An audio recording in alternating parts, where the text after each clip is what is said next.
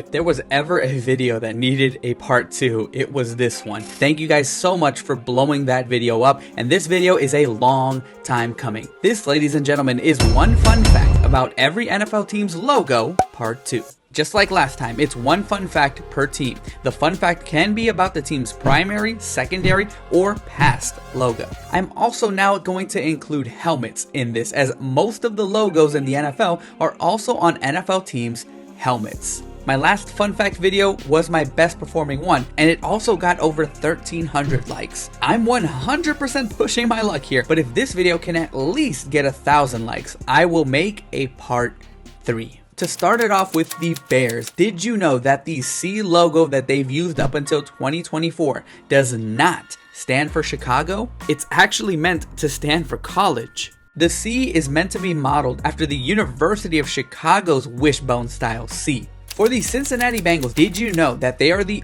only team in the NFL to have ever flat out spelled out their entire name on their helmet? Now, some will say, well, what about the Steelers, Raiders, or Jets? The difference here is that those teams placed their logo design on their helmet, and their logo design just happened to have their name on it. In all honesty, they spelled out Bengals because they modeled their entire look after the Cleveland Browns, but slapped on the name Bengals just to show that they are a different team entirely. For the Buffalo Bills, we're going to have to go back to the original 1960 logo. There's so much going on in this design that you forget the logo is actually a football. When the 62 version colored it in, it would be hard to miss, but that football has been there since the beginning. For the Denver Broncos, we got to give a little bit of history here. In 1993, they debuted their mascot, Thunder. Thunder was one of the few live animal mascots, so he became very popular very quickly. But did you know that Thunder was the inspiration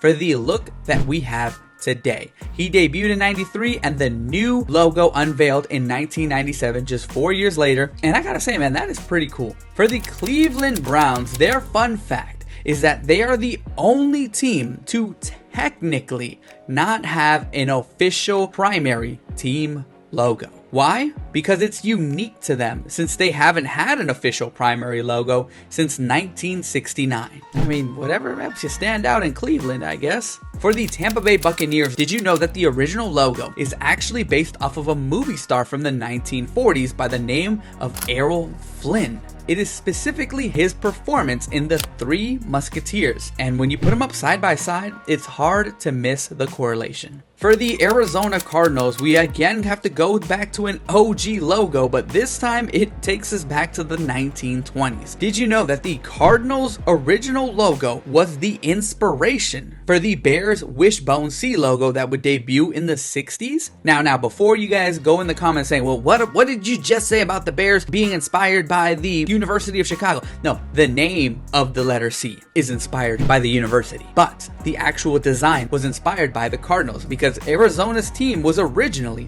from Chicago. Man, the Bears can't think of nothing on their own. For the LA Chargers, did you know that the lightning bolt logo that debuted in 2002 was actually inspired by the Air Force Academy's helmets? It's a pretty awesome nod to the US's Air Force, and I think the Chargers logo is one of the simplest yet coolest designs out there. For the Kansas City Chiefs, I can't believe I have to say this, but did you know that some people don't realize that the logo is an arrowhead? Some people actually haven't made that correlation. That one was easy, so I'll give you guys another one. Did you know that the KC initials in front of the arrowhead were added to the helmet because the team wanted to embrace and show their commitment to their new home in Kansas City after moving from Dallas in 1963. Eventually, 10 years later, the design on their helmet would become their official logo that they use to this day. For the Indianapolis Colts, there was a Colts team that existed before this current one. Yes, from 1947 to 1950, the Baltimore Colts existed and used a very similar logo, but I bet you have never seen the Colts logo with green colors instead of the blue ones you're used to, yet here you go.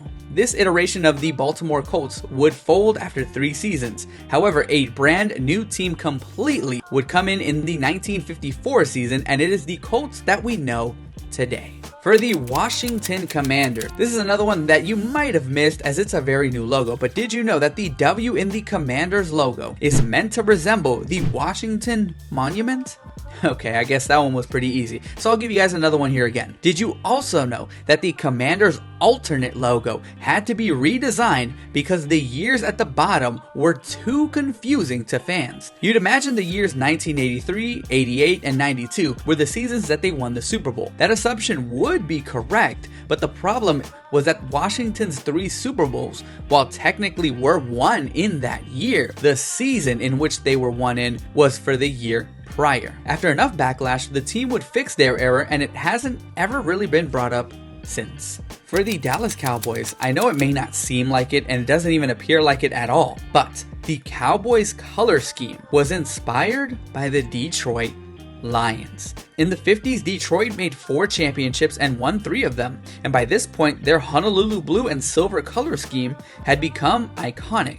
So much so that it would inspire others, and one of those teams were the Dallas Cowboys, where in the late 60s the Cowboys and Lions had a strikingly similar look, and that was due to the Cowboys GM being a big fan of the color scheme. The blue wasn't a perfect one-to-one, but if you look at images side by side, you can see the resemblance. Now, I'll be honest, I did cheat with this one a little bit, as it's not necessarily a logo, but rather the uniform, but the story was so interesting considering the stark difference each team's legacy has been to this point. So while not a fun fact about the logo, I do still hope you found it as a fun fact. Now for the Miami Dolphins fun fact, the Dolphin logo is pretty good, with my favorite being the logo from 1997. However, whichever one you look at, there is a decent amount of people that oddly believe that the Dolphin is jumping through a ring of fire. But I'm here to crush your imagination, as the ring of fire is nothing more than the sun behind the Dolphin. Maybe that is an idea that they could use in the future, but unfortunately, ladies and gentlemen, those people that believe that it's a ring of fire, it's just the sun. For the Philadelphia Eagles, their fun fact comes all the way back in World War II times. At one point, the Eagles would merge with the Steelers to become the Steagles. And boy oh boy were they awful. I mentioned in the previous video that Pittsburgh merged with the Cardinals, but didn't mention that the Cardinals were just one of 2 teams that the Steelers merged with during this era. Fly, Steagles, fly. You seriously think I'm one of the worst singers you've ever heard? I actually do, Mary, yeah. For the Atlanta Falcons, did you know that the gold stripe on their original OG helmet is a nod to Georgia Tech? Because when the Falcons debuted in the 60s, Georgia Tech actually would wear gold helmets and occasionally white helmets with a gold stripe. For the 49ers, did you know that they have a lost logo? In 1991, San Fran was looking to mix things up, so they came up with a new look, which in my opinion did have that nice 90s aesthetic. I don't hate it, especially for the time, but fans absolutely dismantled it, even going as far as calling it the logo from hell. It has been shelved and canned ever since. The Giants had celebrated their 100 years in the NFL and unveiled a special logo to celebrate, and this logo has a lot of Easter eggs. But to me, my favorite one is the zeros in the 100 design are exactly shaped like the Giants Stadium, better known as the Meadowlands. It's a nod to the stadium that they played in from 1976 to 2010. For the Jacksonville Jaguars, they're the first team to have ever attempted a 2-toned helmet back in 2013. And while it was polarizing, it definitely helped the team stand out. And for me, I was a fan, and I do think that they should bring it back. This is a very underrated helmet. I don't know why it got the hate it got, but here we are. For the New York Jets, their current logo is actually a remaster to one that they had back in the day. But did you know the logo has a jet wing at the top as a play on their name that starts on the capital J? For the Detroit Lions, did you know that a long time ago, they used to be named the Spartans, and their logo was literally just their name? It seems like they were toying with a logo, and I found something on the internet that could be it, but I could never fully verify its authenticity. But I think it looks legit. For the Green Bay Packers, before their iconic G logo, the Packers had a few different designs, but the least forgotten was this G design. Maybe because it was, and still is, hard to look at. It is personally one of the ugliest logos I have ever seen. I think the fun fact here is that almost nobody knows about this logo, but this atrocity did exist for over a decade, I might add. For the Carolina Panthers, did you know that they are one of only 2 teams to never alter their primary helmet? and this does not include alternates before y'all get going. The other team is the Houston Texans, but I'm going to give this fun fact to the Panthers because they are a little bit older, debuting in 1995 versus Houston's 2002. For the New England Patriots, did you know that during their first season in 1960, their helmets at one point had their logo, which was just the Patriot hat, and had numbers on them? Definitely too much going on, and I think the team knew that as they removed it after just one season. For the Las Vegas Raiders, did you know that they were never meant to be called the Raiders? Oakland held a name the team contest, but the winner was actually Señors. They were actually called the Oakland Señors. And it was changed a week later to the Raiders as the owners felt Señors was not intimidating enough, so they made the switch to become the iconic team that they are today.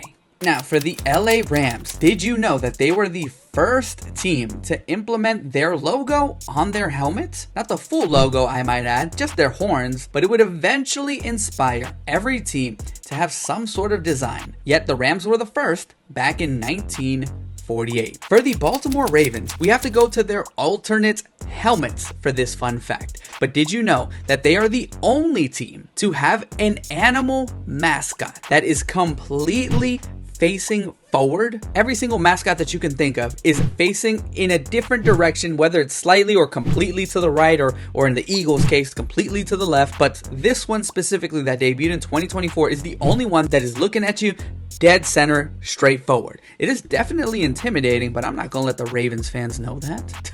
For the Saints, did you know that their mascot, Sir Saint, is based on the team's first alternate logo that was introduced in 1967? This not very often seen logo is unique for the team, as their primary has always been simply the fleur-de-lis.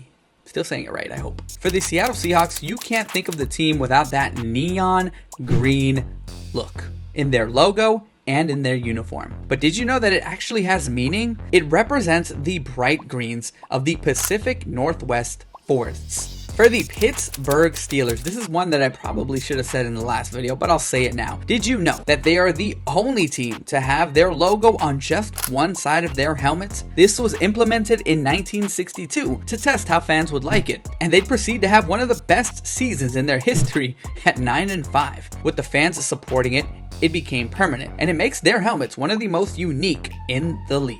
For the Houston Texans, did you know that the star on their eye and the red, white, and blue colors are meant to symbolize Texas? I never correlated that the Texans color scheme, which is red, white, and blue, and the star are all on their flag. Did any of you guys ever even pick that up? For the Tennessee Titans, we have to go back to the 90s. When they were transitioning from the Houston Oilers to the Tennessee Titans, there were two awkward seasons in there between 97 and 98 where they were actually called the Tennessee Oilers. It feels like such a cursed name to look at. And the fun fact is that I feel like not many people know that. God, that just doesn't mesh at all. And finally, ladies and gentlemen, we have the Minnesota Vikings. Their purple and gold is so synonymous that you forget that it's actually inspired by the Washington Huskies color scheme. When they debuted back in the 60s, Vikings GM Bert Rose was an alum of the school, and to honor them, he would use their colors for Minnesota. And honestly, I can't imagine them in any other color. Thank you guys so much for tuning in. Let's see if we can match the amount of views this time around to the first one, but if not, that's okay. I'm still gonna upload weekly. Shout out to my one and only member. Thank you for continuing to believe in our process. Shaboy!